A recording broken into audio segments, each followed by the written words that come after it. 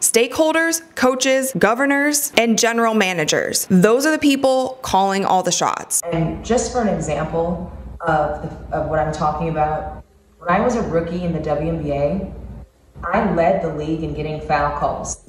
I was fouled the most. I was right up there. It was me and Diana Taurasi. And I was the most fouled player. Got to the free throw line the most.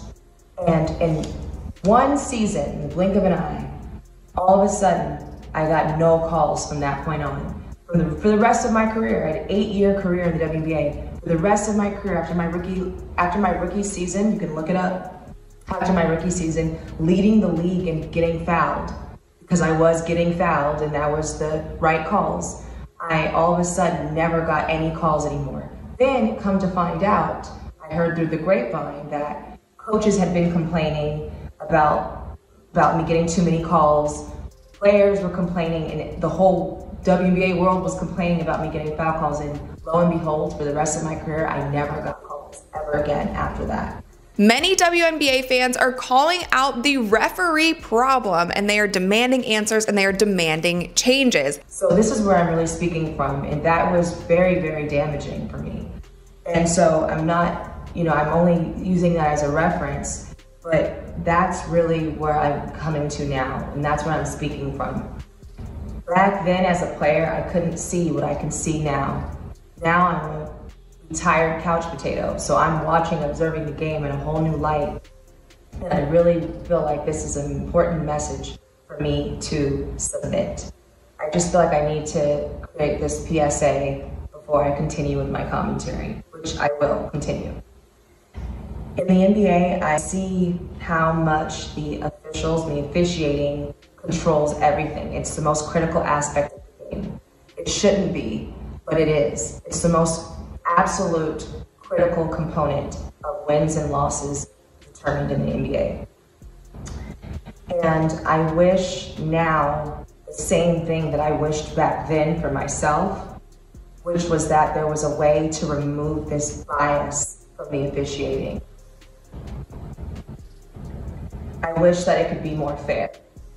How can it be more fair? It seems like a lot of them are kind of being told what to do. There are other people pulling the strings above them. What actually happens is that we have a competition committee for stakeholders, coaches, governors, and general managers, and that competition committee is the committee that dictates the state of the game. Officiating in the WNBA became as hot button of an issue as any. Heated debates surrounding the league's physicality dominated the headlines, particularly when Indiana Fever star rookie Caitlin Clark was subject to several intentional fouls. The referees who were refereeing the Fever and Liberty game, that one of the referees seems like his only experience was actually refereeing high school games. Kelsey Plum is pissed off.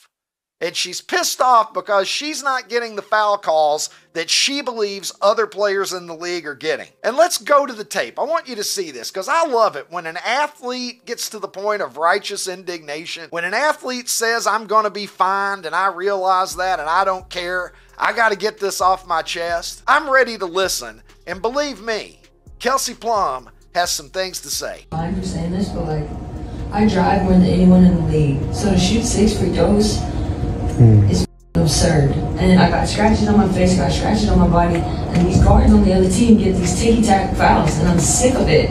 I get fouled like that every possession. Ricky gets fouled like that in the post all the time, and they don't call it. 6 free throws, I'm playing 40 minutes, touching the paint almost every play is absurd. I'll get fined for that, and that's fine, but I mean, and I needed to make more shots like late game, but I mean, they're fouling the shit out of me every single play. They're fouling the shit out of her on every single play. Scratches on my face, scratches on my body. The other team gets these ticky-tacky foul calls. She said she prays before the game. She's nice to the referees. What does this woman have to do? She's a former #1 overall pick in the WNBA. She's a former 6th woman of the year. 3-time All-Star. Kelsey Plum, I don't know. Some people are reading in between the lines on this about her complaints about the officiating. Is there more to it? Is she trying to make a bigger statement about a league-wide problem? I don't know. If the WNBA is not rigged, they're doing a great job of making it look like it's rigged. Because if you guys didn't see the referees literally, they made a bad call. And if you guys have ever played sports, you know that like when a referee knows they've screwed up, they will do everything they can to not talk to the players. They are running away from the Indiana Fever players. As you can see, like it's not just Caitlin Clark, it's Sophie Cunningham. And he's like, no, I'm not looking. No. And you know bad refs, because again, I live in a country where there are good refs and the good refs know who they are, but the standard of refereeing is absolutely shocking. And like I've seen referees be talking to coaches, and then mid-conversation, just when they know they're in the wrong, mid-conversation just turn around and start ignoring players. If it wasn't for the fact that the WNBA is a professional sports league. This would be funny if the WNBA was not a pro sports league. Straight up, it would be funny. It started with frustration, but it ended with a bombshell that would shake the foundation of an entire professional league. For weeks, fans had been sounding the alarm. They weren't complaining about losses or bad plays. They were complaining about something deeper, something harder to ignore. The referees. Game after game, missed calls began to pile up. Whistles stayed silent when they should have blown. Contact that looked obvious to anyone watching was waved off without explanation. And at the center of it all was the league's most talked about player, a rising star whose name had already become synonymous with the future of the sport. She was hit, pulled, bumped, shoved, and still no whistle. When it first started, fans thought it was coincidence. Then it became a pattern. And then that pattern turned into outrage. One particular game, a highly anticipated matchup, changed everything. The final seconds were ticking down. The ball was in her hands. The entire arena was on edge. She took a shot and was clearly fouled. A defender collided with her midair, knocking her off balance. Cameras caught it from every angle. The contact wasn't just visible, it was undeniable. And yet, no call, just silence. The crowd gasped. Commentators paused. Even the opposing players looked confused. Everyone saw what happened. Everyone except the official standing just a few feet away. And that official didn't flinch. He simply turned and walked away, as if nothing had happened. That moment hit social media in a tidal wave of disbelief. Clips were slowed down, zoomed in, and shared across every platform. The reaction was immediate. Something didn't add up. And then things got worse. Not long after that game, reports began to emerge that the referee from that infamous no call had been quietly removed from his next scheduled assignment. There was no press release, no formal announcement, just a subtle reshuffling of names on the officiating schedule. But fans were paying attention. They connected the dots quickly. The name missing from the roster was the same one that had just stood frozen as the league's biggest star got shoved at the buzzer. Speculation turned to suspicion. Why was he pulled? Why didn't the league explain? Why were other officials acting strangely, avoiding conversations with players and coaches on the court? Then came the leaks. An internal document never meant for public release surfaced online. The source was unknown, but the contents were enough to spark panic behind closed doors. The document described an informal policy, not written, but understood. It advised officials to avoid excessive protections during high-profile matchups. It did not mention any names, but it made clear that some players should be challenged more physically for the sake of competitive balance. That vague phrase carried an explosive implication. Fans knew exactly who it was referring to. The league's top draw, the ratings magnet, the one player who was putting this sport on the map, and apparently the one being quietly targeted. Then the whispers grew louder. Sources inside the league began speaking out, anonymously but credibly. They claimed the referee who had missed the critical call wasn't just removed, he had been questioned, he had spoken, and what he allegedly said would open the door to a scandal far greater than anyone had imagined.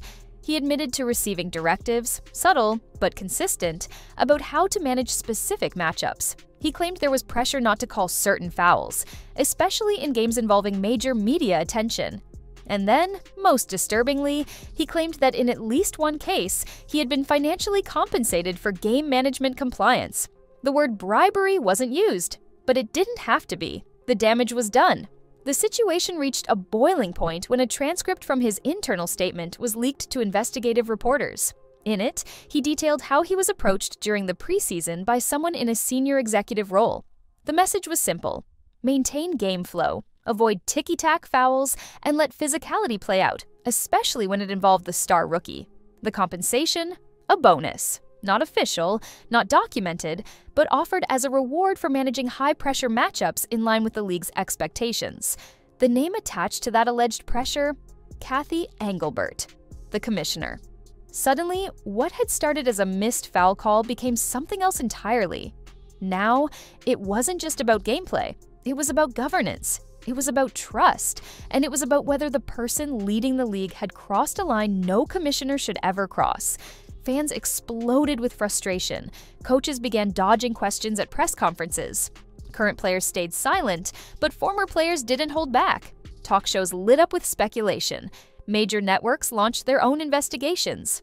And still, the league office said nothing. But one person did. Adam Silver. As commissioner of the NBA and a key figure in basketball oversight across both men's and women's leagues, Silver made a rare and urgent move. He released a public statement confirming that an internal investigation had begun. He didn't name names, but he did confirm that evidence had been submitted, that witness testimony had been collected, and that the league's highest levels of leadership were being reviewed for potential ethical violations impacting officiating integrity. And just like that, the story went nuclear. The investigation wasn't just a formality. It became a full-blown inquiry, spearheaded by compliance teams from both the WNBA and the NBA. Emails were pulled, calendar invites were tracked, internal memos were requested. Dozens of league staff were interviewed, including referees, team executives, and marketing officials. And it didn't take long for the cracks to widen. According to sources familiar with the inquiry, several referees described a culture where silence was rewarded and questioning leadership was discouraged. One ref claimed he had asked during a pregame meeting if certain players were being officiated differently. He said the room went quiet. Then someone laughed and changed the subject. After that, he stopped asking. Another official said he'd once reviewed game footage that showed a player, believed to be the league's top rookie, getting hit 4 times in the same possession with no whistle. When he flagged it for discussion, he was told the game needed to flow better. He wasn't assigned to another of her games for over a month. As these stories stacked up, a theme began to emerge. Referees weren't just missing calls. They were managing games based on outside influence. Not every game, not every whistle, but just enough to raise concern. And at the top of that chain of influence, the commissioner's office. Investigators reportedly uncovered messages between senior league executives discussing narrative control and media fatigue. They referenced the overwhelming coverage surrounding one specific player.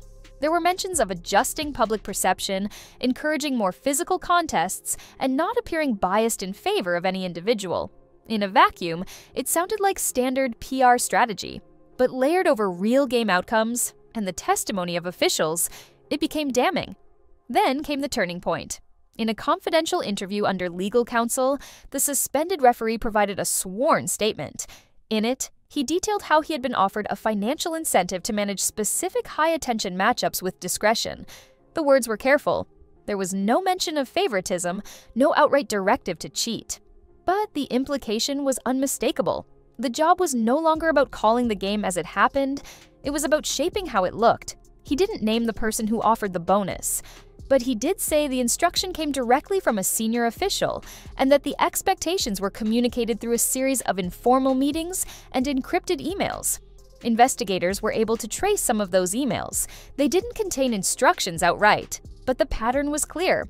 Language about influence, perception, and optics consistently followed internal discussions about high-profile games. That's when the name Cathy Engelbert reappeared.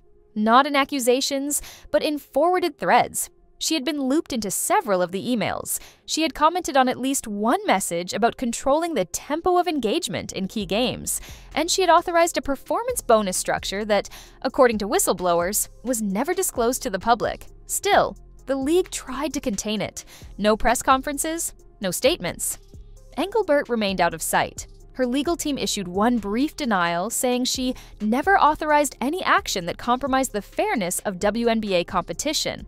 But Adam Silver wasn't finished. In a stunning announcement just days later, he revealed that the findings of the investigation had reached a threshold that required action.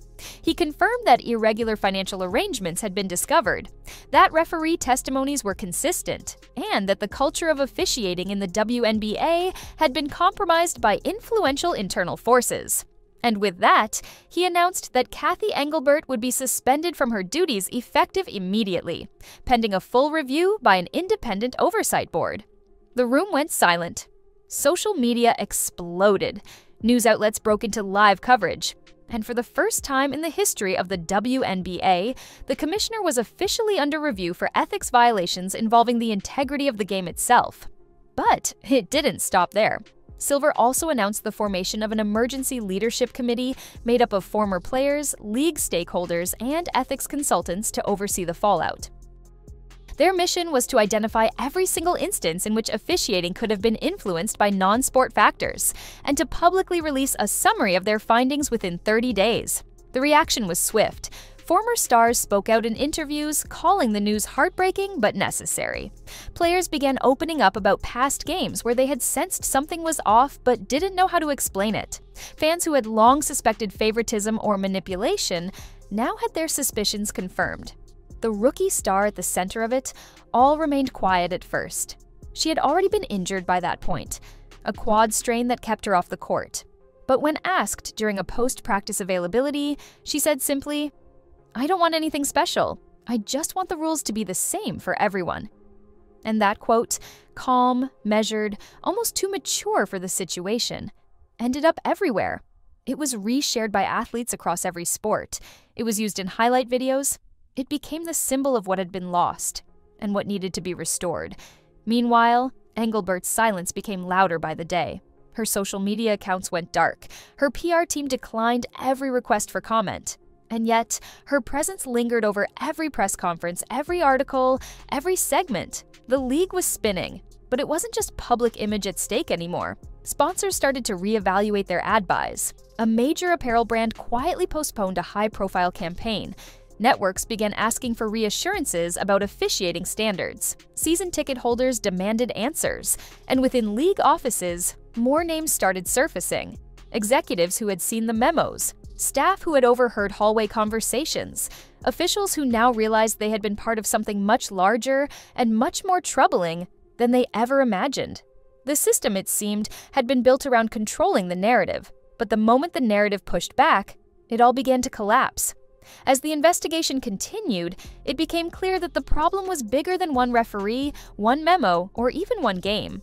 The issues that had once looked like isolated incidents now formed a web, a network of quiet expectations, whispered suggestions, and unspoken rules. The pressure to manage optics, the pressure to maintain parity, and above all, the pressure to ensure that the league's growth didn't rest too heavily on the shoulders of one star. But the truth had already spread too far to contain. Inside sources described a culture where referees were rewarded for maintaining certain game narratives. If a game was close, they were told to let it play. If a rookie was dominating, they were told to balance the tempo.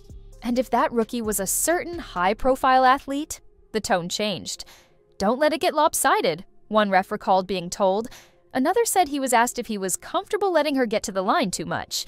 The answer, he said, was supposed to be no. The most explosive admission came when another referee stepped forward. He hadn't been suspended, hadn't been questioned, yet. But he submitted a voluntary written statement describing a pregame briefing during which a league official stated, clearly and without hesitation, "We need to keep the games watchable. That means no bailouts." When asked what that meant, the official allegedly smirked and replied, "She'll still score. We just don't want her walking to the line all night." These testimonies, when combined with the financial trail uncovered by investigators, painted a picture that was impossible to ignore. A system had emerged, not one built to fix games, but to control them, to shape them, to present a version of competition that looked real enough on the surface, but was quietly being steered from behind the curtain. Adam Silver had seen enough. In a move that shocked even longtime insiders, he called for a public summit. Not a press release, not a private meeting, but a full-scale, live-streamed event where players, coaches, media, and stakeholders would hear the truth directly from the top. The room was packed, Reporters filled every row, cameras rolled from every angle, and when Silver stepped to the podium, he didn't ease into it. He said it plainly, "This investigation has revealed violations of the fundamental principles of fair play and competitive integrity." He continued, confirming that Cathy Engelbert had overseen, and in some cases directly approved, communications that altered the way games were called. He didn't accuse her of bribery. He didn't have to. He confirmed that compensation had been provided to at least one official for game control performance. And while no criminal charges were being pursued, the consequences would be immediate and permanent. Then came the sentence that shook the league to its core. "Effective immediately," Silver said, "Cathy Engelbert is removed from her position as commissioner of the WNBA." Gasps filled the room. Reporters rushed to update headlines. Players watching remotely stood in stunned silence. It was the first time in WNBA history that a sitting commissioner had been removed under ethical investigation. But Silver wasn't done. He announced the creation of an independent oversight board, a third-party panel with no direct affiliation to the league, tasked with monitoring officiating practices, reviewing game film, and ensuring transparency in referee evaluation. For the first time, there would be someone watching the watchers. In Engelbert's place, an interim leadership council would take over. It included former players, respected coaches, and veteran executives known for their integrity. Their first job, rebuild trust. Their second, rebuild process. It wasn't a victory, not yet, but it was the first real accountability the league had seen in years. The reaction was mixed. Some fans celebrated the decision as long overdue. Others mourned the damage already done. A few questioned how deep the influence had gone, and how many others had known and stayed quiet. As for the players, the mood shifted. In interviews, they spoke with more freedom. A veteran said she felt like her concerns were finally being heard. A coach admitted he'd seen moments in past games that made him uneasy, but hadn't known how to raise the issue. And then, after weeks of silence, the rookie who had unwittingly become the face of the scandal finally returned to the court. She didn't say much. She didn't have to. Her presence said everything. In her first game back, she played with the same intensity, the same poise, but something was different. The whistles came when they were supposed to. Contact was called both ways, and when she took a hit driving to the basket, the ref blew the whistle immediately. It wasn't a gift, it was the rules being followed, finally. And after the game, she spoke to the media. She didn't attack anyone. She didn't call for more resignations. She simply said, "All I've ever wanted is to play the game the right way. That's it. That's all." That clip became a headline. "All I've ever wanted is to play the game the right way." It became a banner. It became a message to the entire league. To fans, it was a reminder of what was almost lost.